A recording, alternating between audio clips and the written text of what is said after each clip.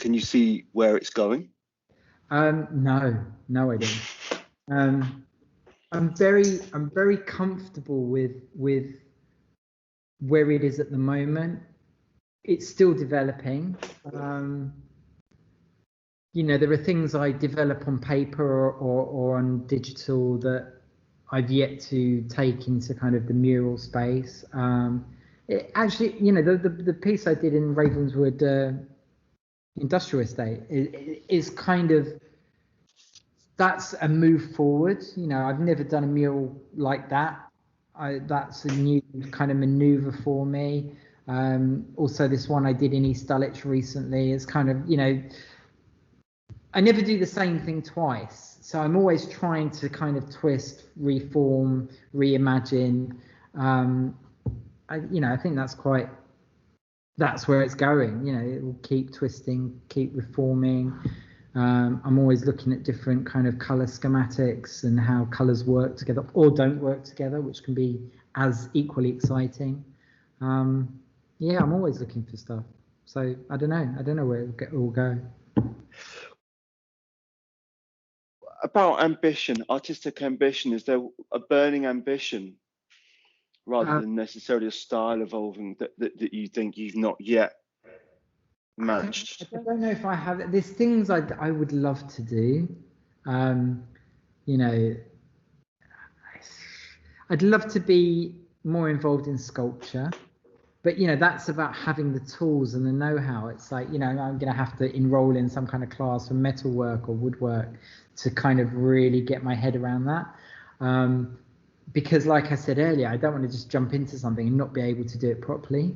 I think if there's one singular burning ambition, it would be to create a building, you know, like make what I do into physical architecture, which I've played with on a small scale, but I've yet to realize on a proper large scale. So it may be maybe that's the key burning ambition. I mean, I think that's the very definition of ambition. That would be quite an achievement. Where would you envisage that being? Some crazy folding building on the side of a beach somewhere nice that I can go and visit, you know, somewhere not cold. I was going to ask you about your influences, your original influences. I was watching the video earlier about the Three Kings piece, which I know was a while ago. Yeah. But I wonder if I asked you, I also thought if I asked you about your main influences, whether you could actually shortlist it. Yeah, I probably could. Like, you know, the key influences on my artistic life are my grandfather, who was a fantastic artist, creator, very clever man, and would always push me to be creative. And then in later life, you know, people like Futura and Dondi were huge influences on me from a New York graffiti aspect. Juice 126, who obviously, you know, I was talking about, was a big influence on me.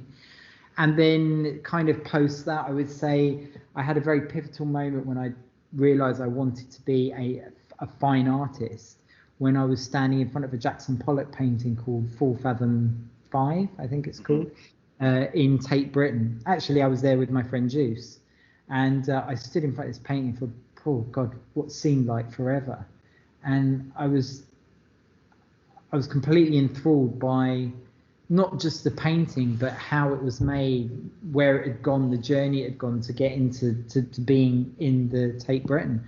And I made a very conscious decision after that this is what I want to do. You know, and after school, because of the graffiti stuff, I was very pushed by, you know, teachers and career officers into the world of graphic design, which I was in for a very long time. And, you know, designing record sleeves and magazines and book covers, etc.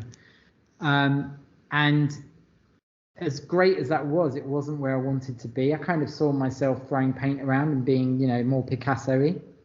Mm-hmm. But, you know, I was pushed into this world, which was kind of like press the V button and design it. And then I had to go the long way round to become the fine artist. But what I think is, in my head, I think that all the graphic design life that I led influenced and referenced what I do now, because obviously there's a very graphic sensibility to what I do. So maybe I wouldn't make what I make if I hadn't gone that weird roundabout way. But I think I ended up where I needed to be. That is an interesting turn of phrase. You said you kind of just wanted to throw paint around, but then you look at what you create. Is there ever any of this kind of frustration if you're sat in the studio, it has to be perfect? You said you aim for that perfection, and either you're erring on the side of making an error, or you just think, I just want to throw some paint at this. Well, I guess it's about, it's about the expressionism of what you're making. And there are paintings that I could show you, like, can you see me on camera? Yeah, I've got you on. There are paintings like that, which are completely expressive. Yeah. But there are, similarly, there are paintings which are like those that are completely graphic. Yeah. So, there's elements of all of those things that go in. It's kind of how I feel on the day and what's going through my head, and also what I want to achieve with a painting. Do you have an idea what the finished piece is going to be when you start, or does some of it just sort of unfold in front of you? Some of it unfolds in front of it. Good terminology. I like that. But yeah, mostly I know where it's going. There are elements that I always think find themselves within the painting as I'm working, that may not have been involved in the sort of design or the sketch stage of that painting, or even the conception if it's just in my head. But mostly, I know where it's going. And do you think, you obviously, you go through this thought process, you go through an incredible process to create this composition, and do you ever feel that when you then share that people then who see that ever miss anything? Is there anything, part to your work, you think people don't generally see or appreciate or get? Is there anything that they miss? I think a lot of people don't realize the connectivity from what I do now to my years within style writing and graffiti art. There's people say, oh, you used to be a graffiti writer and you used to do that, but all of those references move with you. Those, like I said, those color palettes and that dynamic. Even I can show you pieces that I've done that in my head just look like wild styles, which a wild style is just like interconnecting letters. And I could show you contemporary paintings that I've done now that in my head, that's just a wild style. And I think a lot of people don't necessarily connect my past to my current. But whether that's a good or a bad thing, I don't think it necessarily matters. I think the here and the now is very important. The past has its place and has its importance in certain aspects, but there are ways of telling those stories. And to be honest, I always try and tell that story. I always try and tell people, like, very important thing to me is that I always say I'm part of the only art movement in history that's been created and taken forward by children. To the point where Mayor 139 was doing a talk with Zephyr from New York the other night, and within the first 3 minutes quoted me and said, well, Remy always says we were the only movement in history created by children and taken forward by children. I was like, wow, that's amazing. But it's true, there's nothing else that's been created by children. It's this historical landmark art movement.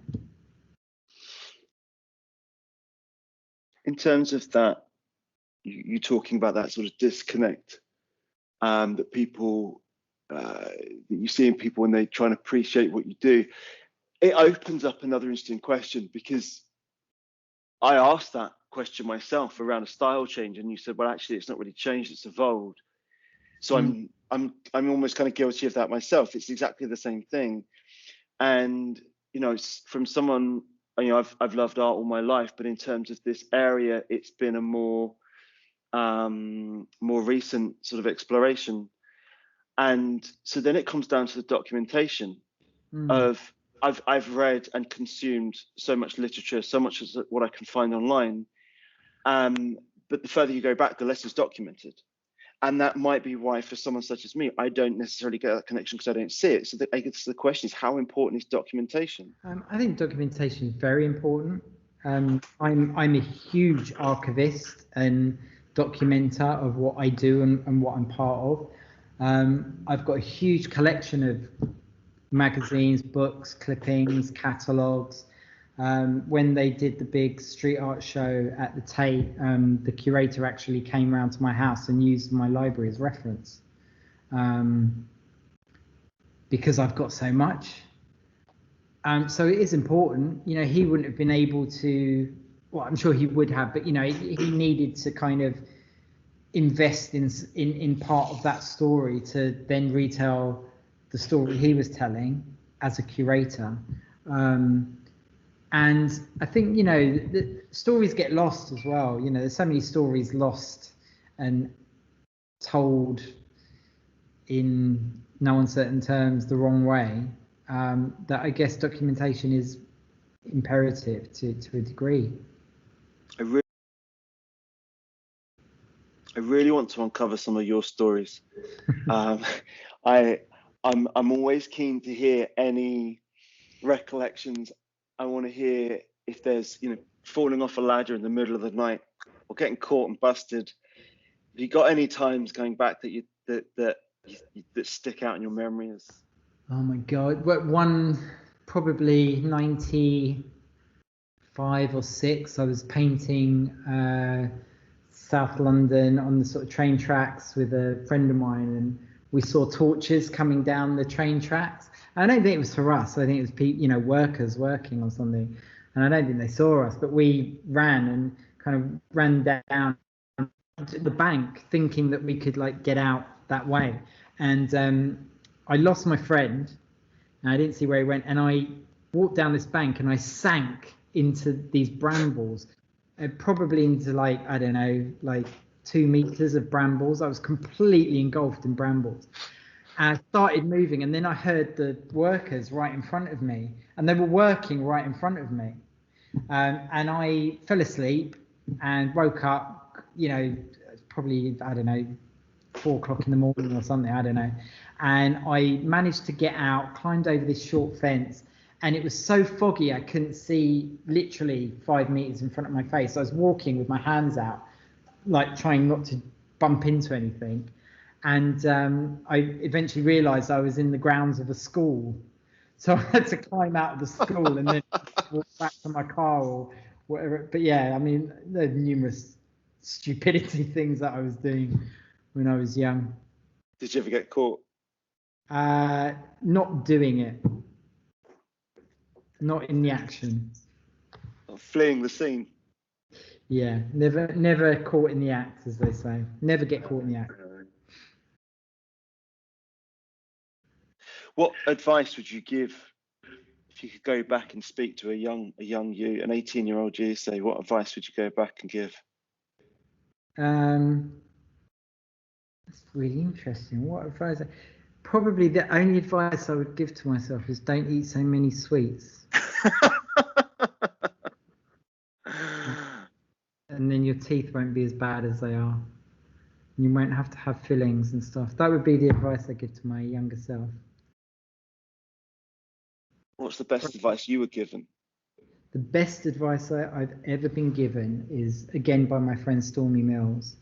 And he said, when you're at an opening of your own work, don't get pissed, don't get drunk. Just walk around with a beer in your hand, let it go warm, and just hold it. Don't have to drink it, just hold it all night.